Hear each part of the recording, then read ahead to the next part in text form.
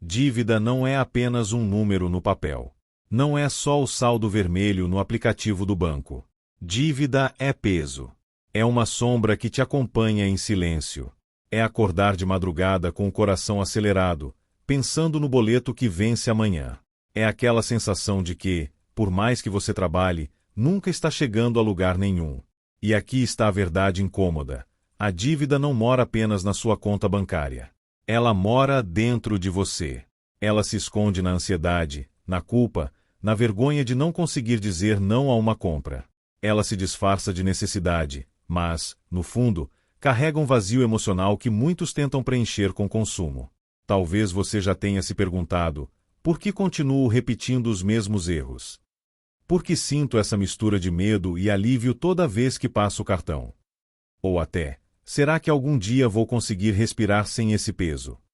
Neste vídeo, nós não vamos falar de juros, planilhas ou estratégias financeiras. Nós vamos mergulhar no que realmente prende tantas pessoas ao ciclo da dívida, as emoções escondidas por trás dela. Porque entender os números é importante, mas entender a si mesmo é libertador. A dívida tem um poder que quase ninguém admite, ela pesa mais dentro de nós do que fora. Não é só o boleto na gaveta. É o silêncio que ele cria. É o aperto no estômago quando o celular toca e você teme que seja o banco. É aquele momento em que você olha para alguém sorrindo ao seu lado, mas por dentro está se afogando em preocupação. Imagine esta cena. Um pai chega em casa depois de um dia inteiro de trabalho. Ele tenta brincar com os filhos, mas não consegue se concentrar. A cada risada que ouve, uma voz ecoa dentro dele. Como vou pagar a escola mês que vem? E o aluguel? Por fora, ele parece bem. Por dentro, carrega um peso invisível que só ele conhece. É exatamente isso que as dívidas fazem. Criam uma prisão silenciosa.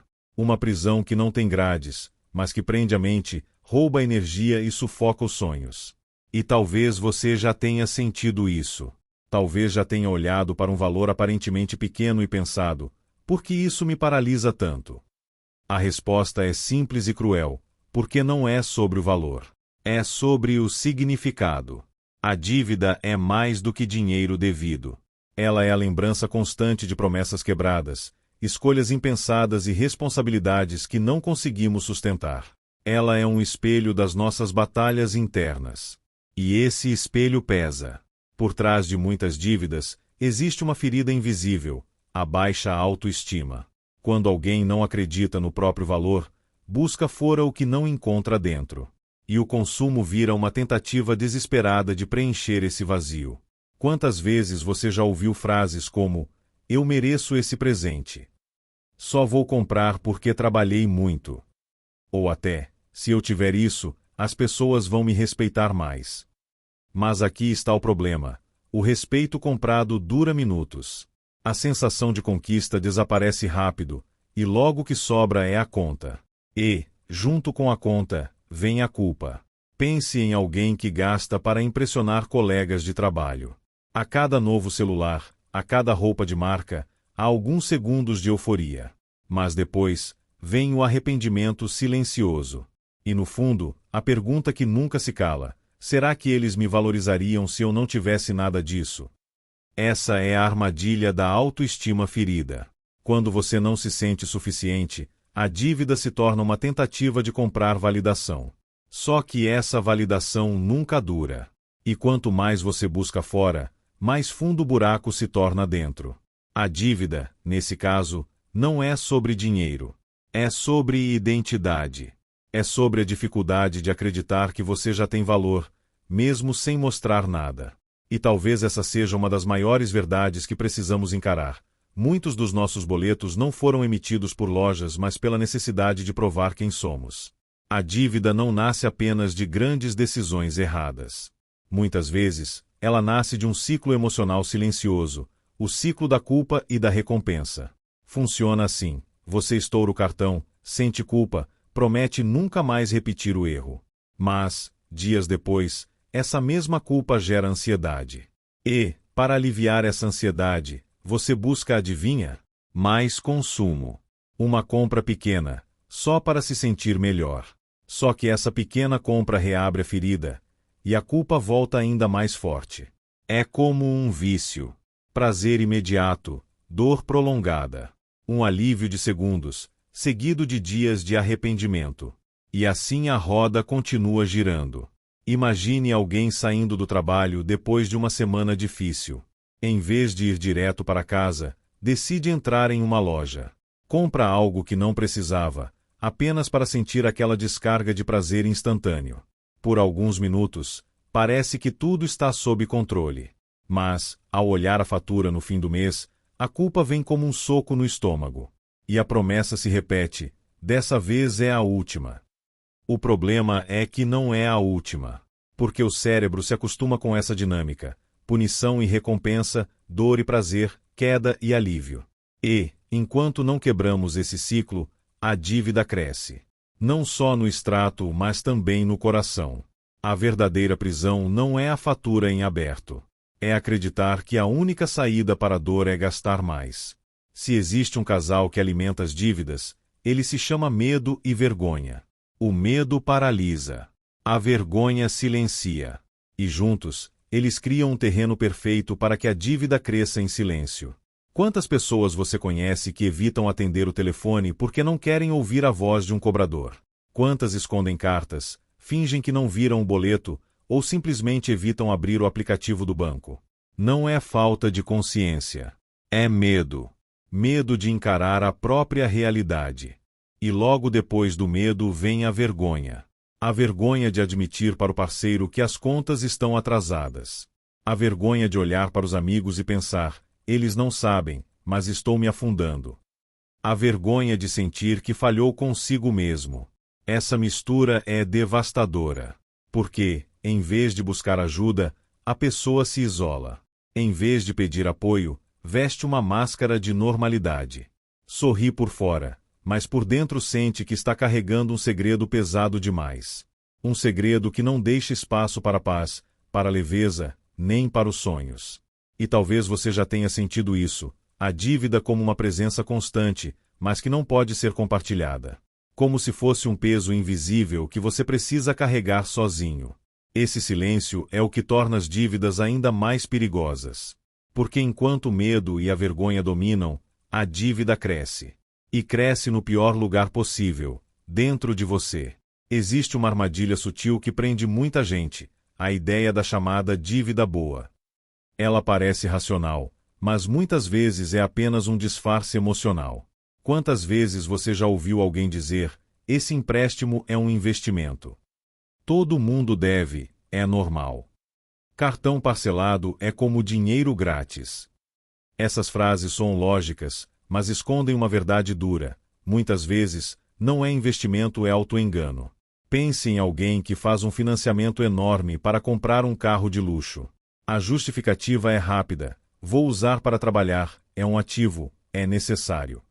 Mas no fundo, aquela dívida nasceu muito mais do desejo de status do que de uma necessidade real. A suposta dívida boa se revela como uma corrente dourada, bonita por fora, sufocante por dentro. Esse é o problema da ilusão. Ela cria uma falsa sensação de controle. A pessoa acredita que está fazendo algo inteligente, mas na verdade está apenas alimentando o mesmo ciclo emocional: comparação, insegurança, busca por validação. E aqui está a provocação. Será que a sua dívida é realmente estratégica ou é apenas uma forma mais sofisticada de alimentar feridas emocionais? Será que você chama de investimento apenas para não admitir que está preso? A verdade é simples: nem toda dívida é ruim, mas nenhuma dívida é boa quando nasce da emoção errada. Porque, nesse caso, ela não é uma ponte para o futuro. Ela é apenas mais um peso travestido de oportunidade. Toda dívida carrega uma história emocional. Mas é possível cortar esse cordão invisível. É possível olhar para a dívida não como uma identidade, mas como uma circunstância passageira. A virada começa quando você entende que não é a dívida que define quem você é. Ela é apenas o reflexo de escolhas passadas, e escolhas podem mudar. Rompê-la não acontece só com números, mas com símbolos. Quando você paga uma conta atrasada, mesmo pequena, não é apenas o banco que respira aliviado, é você. É a sensação de recuperar um pedaço da própria dignidade. Quando você decide cortar um gasto impulsivo, Não é apenas economia, é liberdade conquistada. Algumas pessoas começam escrevendo suas emoções em um diário. Outras criam o hábito de visualizar como seria a vida sem dívidas, sentindo a leveza dessa realidade. Pequenas práticas, mas que reprogramam a mente para associar paz com consciência financeira, e não com consumo imediato. É como mudar a trilha sonora da própria vida. Em vez de viver com o barulho do medo e da vergonha, você passa a viver com o som da clareza e do controle. E aqui está a chave. A dívida deixa de ser uma prisão emocional quando você decide enxergar cada pagamento, cada escolha consciente, como um ato de poder. Um lembrete de que quem está no comando é você. Superar as dívidas não é apenas zerar contas. É reconstruir a forma como você se relaciona com o dinheiro. Porque, se as emoções erradas criaram o problema, são as emoções certas que vão sustentar a solução. O primeiro passo é trocar a culpa pela consciência.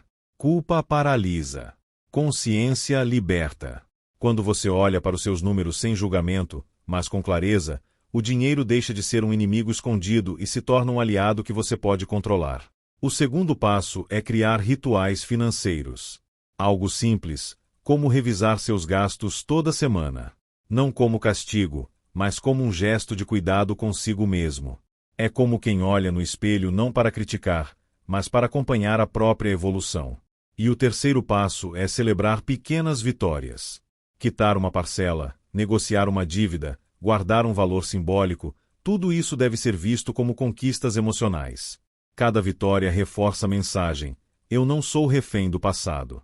Eu sou construtor do meu futuro. Com o tempo, a relação muda.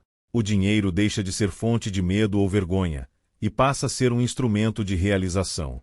Você percebe que não precisa provar nada a ninguém.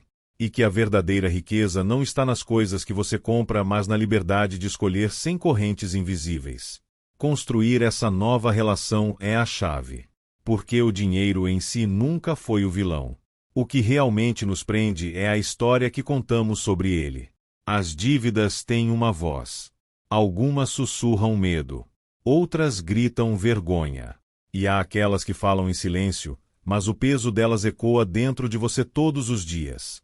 Elas não estão apenas no banco, nas faturas, nos boletos. Elas vivem nas histórias que você conta para si mesmo. Na crença de que precisa gastar para ser aceito. Na sensação de que nunca será suficiente. No medo de encarar o próprio reflexo no espelho. Mas aqui está o segredo: dívida não é destino. É apenas um capítulo da sua história. E todo capítulo pode ser reescrito. Talvez hoje você se veja como prisioneiro de valores que não consegue pagar. Mas, no fundo, a verdadeira dívida não é financeira, é emocional. É a dívida com a sua paz, com a sua autoestima, com os sonhos que você deixou para depois. E agora eu quero te deixar com uma pergunta que pode mudar tudo. Se a sua dívida se transformasse em uma pessoa e batesse na sua porta hoje, você teria coragem de olhar nos olhos dela? Responda nos comentários. Porque, às vezes, o primeiro passo para mudar não está em pagar um número, mas em encarar a verdade que esse número carrega.